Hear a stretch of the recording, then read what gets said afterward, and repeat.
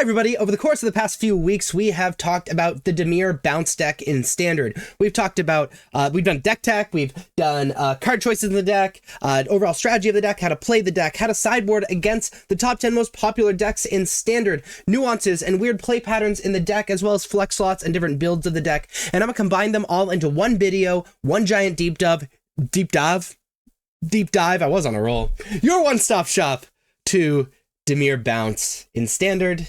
Enjoy. This is Dimir Bounce in Standard, and I wanted to tackle that last question first before we start talking about this deck. The Esper Bounce deck is the hotness of Standard right now, so why would you play the Dimir version? So there are two things that pop up into my head when I think about that question. First off, the Esper version deals a lot of damage to itself with pain lands, and so while the aggro matchup is leaning good, it can just lose by dealing 4 or 5 damage to itself and then not being able to keep up with the aggro. The Dimir version solves that issue. It really shores up the aggro matchup, makes the aggro matchup truly excellent rather than just good. The other reason is consistency. The white cards, while powerful, aren't really needed in this bounce archetype, and so you're giving up a little bit of power for being able to cast all your spells all the time and being a more focused version of the bounce deck. That being said, let's talk about this deck. As far as the lands go, it's just blue-black lands with some man lands and Wreath and Soulstone Sanctuary, just to be able to finish off our opponent if needed.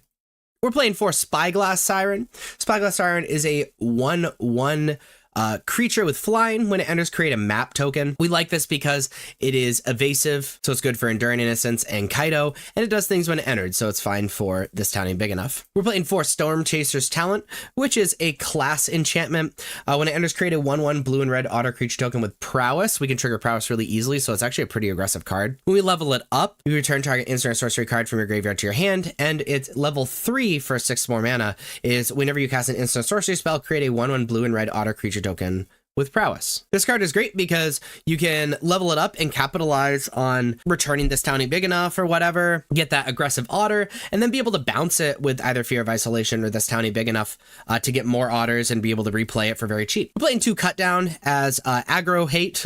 One black mana to strike target creature with total power and toughness 5 or less. Pretty self-explanatory. We're playing 3 Hopeless Nightmare. When it enters, each opponent discards a card and loses 2 life. When Hopeless Nightmare is put into a graveyard from the battlefield, scry 2, which is fine. We can pay 3 mana to sacrifice Hopeless Nightmare. Really what we're doing with this is we're bouncing this over and over to tear apart our opponent's hand and also deal a lot of damage that's effectively burn damage. We're playing for Fear of Isolation, which is a 2 mana 2/3 with flying. As an additional cost to cast a spell, return a permanent you control to its owner's hand. So this is one of our 2, I guess 3, Kaido's kind of a bounce enabler too. This is one of our 3 bounce enablers.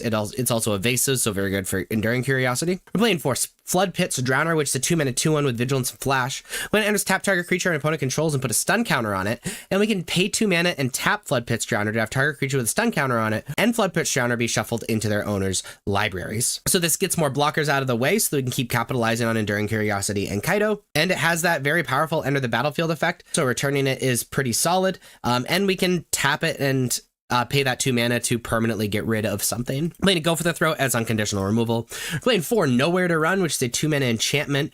When Nowhere to Run enters, target creature an opponent controls gets -3/-3 till end of turn. And then creatures your opponent control can be targets of spells and abilities, although they didn't have hexproof and ward abilities of those creatures don't trigger. So this is our removal spell on the stick, being able to play Nowhere to Run, kill a creature, either play Fear of Isolation or This Town Ain't Big Enough to return Nowhere to Run, take out another creature. Very powerful. And now let's get to our real payoff cards.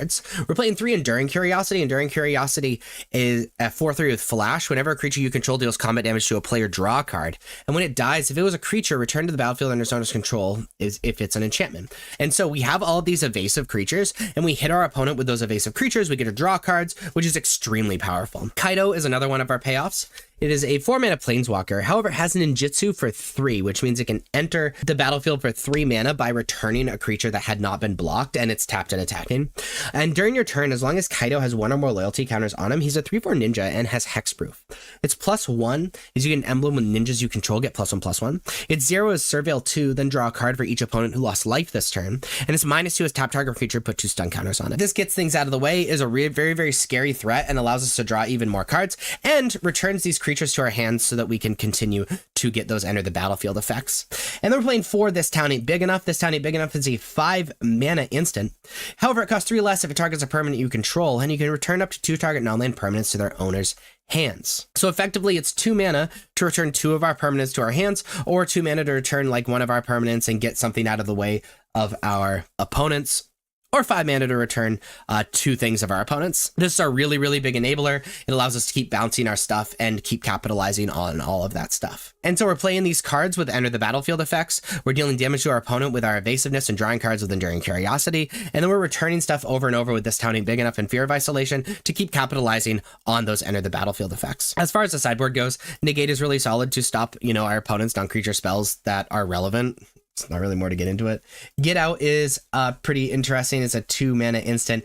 Counter target creature and enchantment spell, or return 1 or 2 target creature and enchantments you own to your hand. So really good if we want to return something to our hand, but also really decent when there are creatures and especially enchantments that we want to make sure we have counter magic for. We're playing 2 Shoshana's Tidebinder to deal with cards like Temporary Lockdown, which end up being pretty good against us. Cut down 3 and 4 against the aggro decks. Duress against things with non-creature spells that we care about. Preacher of the Schism and Shieldred are in a similar category. Sometimes the bounce version of our deck isn't very good, and we have to side out a lot of cards because they're not good. Like there's a lot of decks that like No Order Run's bad against and Cut Down's bad against and all that stuff. And so Shieldred and Preacher of the Schism allows us to lean a little bit heavier into the mid-range version of the deck. And then Gix's Command is mostly for the aggro decks, being able to kill creatures and give big creatures lifelink and all that stuff. So this is Dimir's Self Bounce. As far as the sideboard goes, negate is for decks that have non-creature spells that we care about.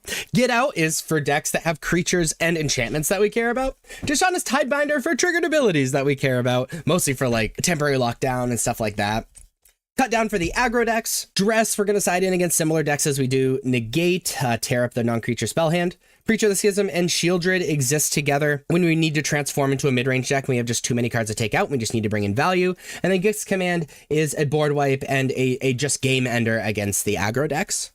Now, the most popular deck in Standard is Esper Self Bounce. Against Esper Self Bounce, we are bringing in the negates. We are bringing in Duress. I also like Get Out against this deck. Counters almost everything. And then the plan in this matchup is just to be better at doing the thing. And so I'm going to bring out this removal. We're going to focus on this Nowhere to Run removal. And we're just going to shave on some Spyglass Sirens. And this is how I sideboard against Esper. And it's also how I'm going to sideboard in the mirror match, which is the 3rd most popular deck. The 2nd most popular deck is Golgari Midrange. Against Golgari Midrange, we are bringing in those mid-range cards just so we can sort of keep up a little bit. We're going to be taking out our cut downs because it doesn't really kill anything besides Llanowar Elves, at least properly kill anything besides Llanowar Elves. We're going to shave a Hopeless Nightmare because often they sideboard into an Obstinate Baloth, and that's really scary. And then we're going to shave a Nowhere to Run, and this is how I sideboard against Golgari. We already talked about Dimir Bounce, which is the 3rd most popular deck, so we'll talk about Gruul Aggro, which is the 4th most popular deck. We're going to sideboard the same against Gruul Aggro as we do against Gruul Prowess and Mono Red, or all these red base aggro decks are going to sideboard the same. We're going to bring in our cut downs. We're going to bring in Preacher of the Schism because it's a great blocker, and Shieldred because it's a great blocker, and we're going to bring in Gix's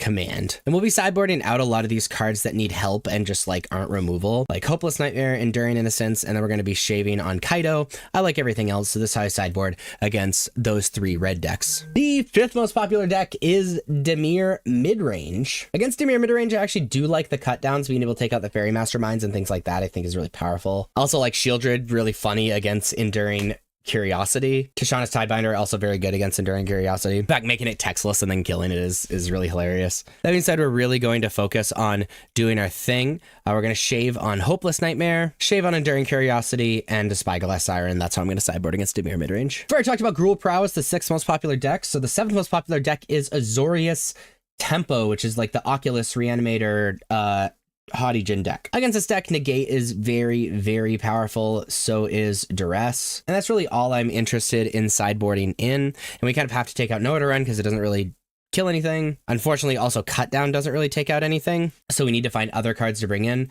Shieldred's decent. Preacher of the Schism's a good value card. That's how I'm going to sideboard against the Azorius Tempo deck. The 8th most popular deck is Jeskai Convoke. Against Jeskai Convoke, I'm a fan of Get Out. It counters Shelter by Ghost if they keep that in, Case the Gateway Express, and all of the creatures. Just really, really good. Cut Down's really good to sort of keep them off of comboing really hard. Gix's Command as an awesome board wipe. And Tishana's Tidebinder is actually pretty funny against this deck as well. And we're going to sideboard out of the cards that need help because you really have to respect our opponent's deck as an aggro deck. And so that's how I'm going to sideboard against Jeskai Convoke. We've already talked about Mono Red, which is the 9th most popular deck. So the 10th most popular deck is Mono White Caretaker. Against this deck, we're bringing in Get Out, being able to counter the Caretaker's talent and all the creatures. It's really powerful. Negate counters basically everything else. Duress, taking those things out. Tishana's Tidebinder, stopping those triggered abilities. I think Shieldred is very good against this deck because they draw so many cards. We're going to be bringing out our Nowhere to Runs. We're going to be bringing out our Cut Downs. If I can do it right. There we go. And they're going to be shaving on Flood Pitch Drowner. They don't have a lot of creatures. And so that's how I'm going to sideboard against Mono White Caretaker. So this is the Dimir Bounce standard deck. These are the non-flex slots. So these 56 cards in the main deck and these 9 cards on the sideboard, you're pretty much bought into playing. Now, if you want to pause the video and take a look at this, please do. We're going to focus on the flex slots. So what 4 cards are you playing in the main deck and what 6 cards are you going to be playing in the sideboard to fill out this deck? So these are your options. You have 6 options for the main deck, really, and you have 11 options in the sideboard. So you could play to cut down, to beat these aggressive decks. Destroy a card creature with total power or toughness 5 or less. Really good against aggressive decks. Really good against the Dimir and Esper decks and stuff like that. You can play the 4th Hopeless Nightmare. When it enters, each opponent discards a card and loses 2 life. And that's really the line of text that we care about because we are going to keep bouncing it to our hand. It's very good against decks that are going to go a little long with us. It allows us to sort of burn our opponent out while really attacking their hand. We could play Go for the Throat. Just unconditional removal against a lot of different things. And we could play Enduring Innocence 3 and 4. It's very good for the mid game when we've established a board presence with our creatures. It's a 4/3 with flash. Whenever a creature you control deals combat damage to a player, draw a card. And when it dies, it comes back as an enchantment. This allows you to draw a ton of cards if you've already established a board presence and really just leave your opponent in the dust. Not very good if you're already behind, though, so that's important to mention. So you're going to select 4 of these 6 cards to add to your main deck. And then we're going to look at the sideboard. You're going to be selecting 6 of these 11 cards for the sideboard. You could be playing 1 Get Out, which is counter target creature enchantment spell, or return 1 or 2 target creatures and enchantments you own to your hand. Both sides of this are very good. We would be siding this in for the counter target creature enchantment spell, really good against creature decks, especially big creature decks like the Domain deck, which also happens to be really good against the enchantment side as well. But if we end up not having a target for it, using the second mode is really good because we're a self-bounce deck anyway. You can play the second Duress for decks with a lot of non-creature spells. You can play a Witch's Vanity, which is also really good against these like aggressive decks and bounce decks and things like that, where its first level is destroy target creature an opponent controls a mana value 2 or less. And that's the big one we actually care about because it's only 2 mana and then we can keep bouncing it so we can have another removal on a stick similar to Nowhere to Run. We can play up to 3 Preacher of the Schism to lean into a little bit more this mid-range plan. Sometimes the self-bounce stuff is a little too cute against some decks, and we just have to bring out a lot of cards. And bringing in Preacher of the Schism is just a really, really solid card. It blocks really well. It's a 2/4 Death Touch. When it attacks, the player with the most life or tied for the most life, create a 1/1 white vampire creature token with lifelink. And when it attacks, when you have the most life or tied for the most life, you draw a card and lose 1 life. So it's just a really solid mid-range card, decent against the aggressive decks and stuff like that.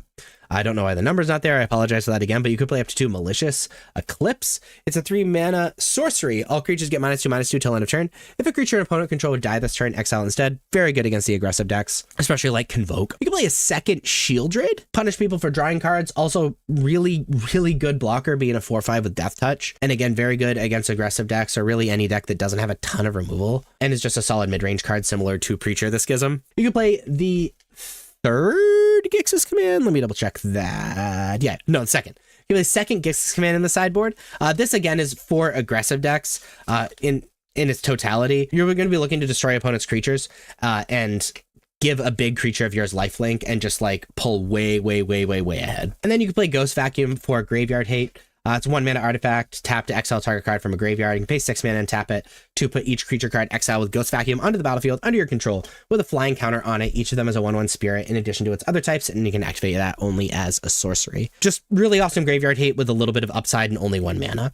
So you're going to be selecting 6 of these 11 cards on the sideboard. You're going to be selecting 4 of these 6 cards for the main deck to add to your non-flex slots. And then you have your very own butt stock version of Dimir Bounce in Standard. First off, the core of the deck, and this is important to know, is bouncing your own things that have awesome enter the battlefield effects.